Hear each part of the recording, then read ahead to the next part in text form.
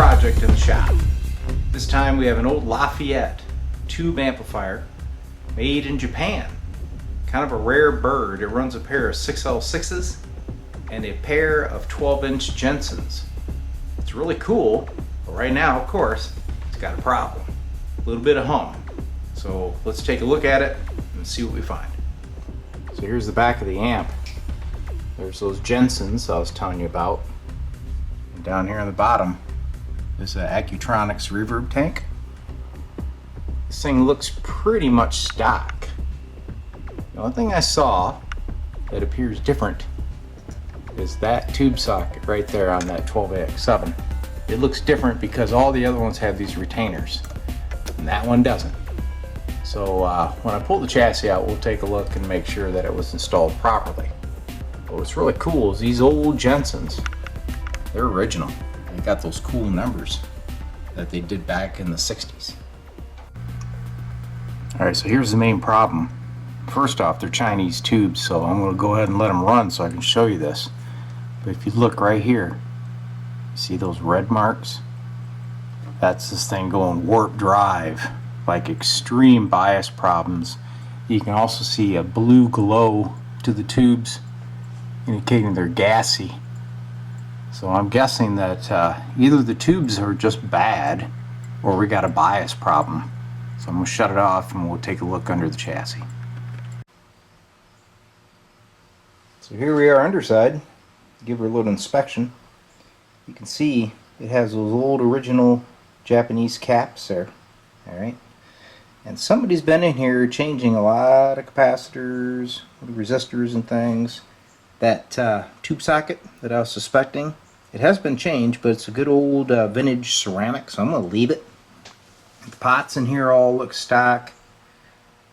You know, whoever got in here had good intentions, but the problem is you never want to tack solder caps on top of the leads that used to be there, especially on a circuit board, because what happens is when you heat these leads to install the cap, it can actually disrupt the connection underneath and you can end up with cold solder joints. So I'm going to have to go through here and remount all these caps, get that taken care of. The other thing I noticed is if you look at the output tubes, pin 8 here has this blue jumper with this lovely junction here, right? Well, I found that it goes through a 10 ohm resistor to ground, which means I can measure the bias through these tubes across this resistor. So let's see what they're running at. So as I was saying, we've connected to that little junction point. There's that 10 ohms to ground. I've put a little dummy load resistor here to simulate a speaker. And I'm going to put my meter in volts now. And let's take a look at the voltage drop across that 10 ohm resistor. Alright, here comes the voltage up across that resistor. Remember, it's a 10 ohm resistor in series with the cathode of both output tubes. So this is combined current. We're going to call that 4 volts. Let's do some Ohm's law here on my little calculator. So 4 volts divided by 10 ohms, that equals 0.4 amps or 400 milliamps, right? So if you think each tube's doing the job equally, each tube is running at 200 milliamps. I'd say we got a bias problem. Alright, now we're monitoring that negative voltage that goes to the grid of the output tubes. You can see it's like negative 3 volts. Most amps you'd see that up around 30 to 40 volts negative. So we definitely have a negative bias issue. May have a problem with the caps, or may have bad output tubes. So let's check the tubes first. So further inspecting this amp, I noticed that somebody has put a 22K resistor from this grid to ground on this output tube, and over here there's a 27K resistor also soldered to ground. You can see they did a pretty nasty job. I'm assuming that shouldn't be there. Also, if you look here, somebody put a 1.5K resistor across this little guy, which I'm assuming was to try to adjust the bias. Okay, so what I'm going to do is we're going to remove all this junk, check the tubes, and we're going to put in a bias pot so this thing can be set like a real amp. Well, I did make another slight discovery is that the output tubes in this thing were supposed to be 7591s, and instead they had these Chinese 6L6s. I'm going to have to see if there's any biasing differences there, but I just happen to have a pair of new 7591s. So I think we'll put those in, get this thing back to stock. So at this point I have the output tubes pulled. So if we were to assume that the grids, say, were shorted or had some other issue, when I turn this amp on, that negative bias would jump up. And it doesn't. It stays right down there around 3 to 4 volts tops, negative.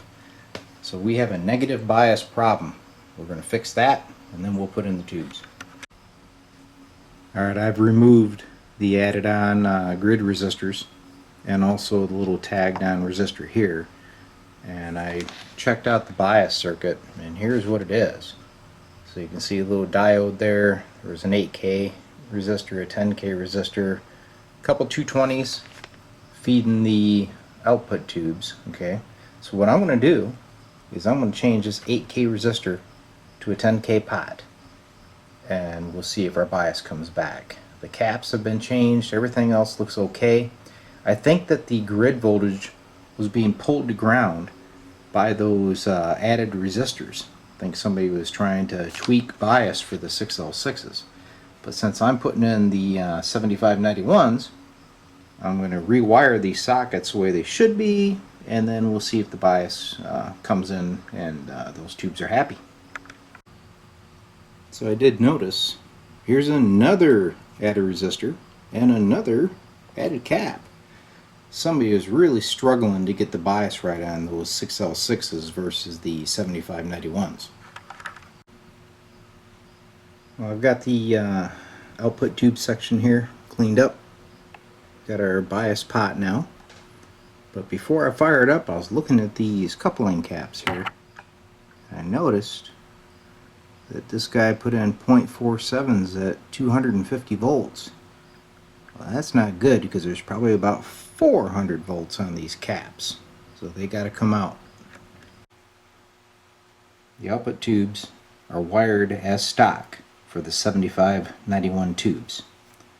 Here is the bias pot that I added, and then I found that I wasn't able to adjust the negative bias enough to get the tubes to settle in at the proper operating current.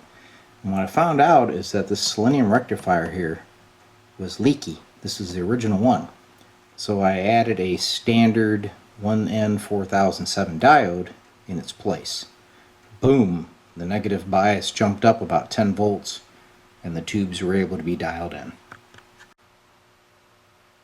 New for topside is the bias adjustment pot with the voltage there specified, and you measure that here at the bias test point.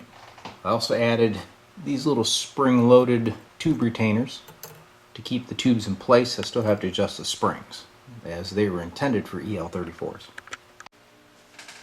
Alright, well, the amp's running, and it only took about 4 hours. Although I told my wife it'd be an hour job. Just get that hum out of that amp, right? Yeah, right. Anyway, here's the tone, okay? And you can hear me vary it. So that's working, alright? Let's give her a little bit of reverb here.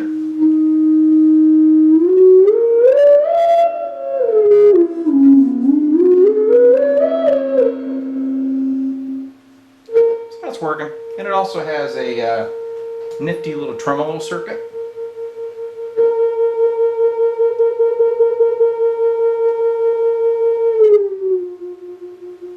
So all appears to be well. So I'm going to call this mission complete. Now there's still some things I need to clean up on it. Some caps I was showing you earlier that need to be soldered direct to the board instead of tacked on the top. But in the next video, I'll get my blues player over here and we'll do a demo. And hopefully the sound is good as it appears to be working. Hope you enjoyed the demo, and I hope it helped you if you have some of these type of issues with your amp.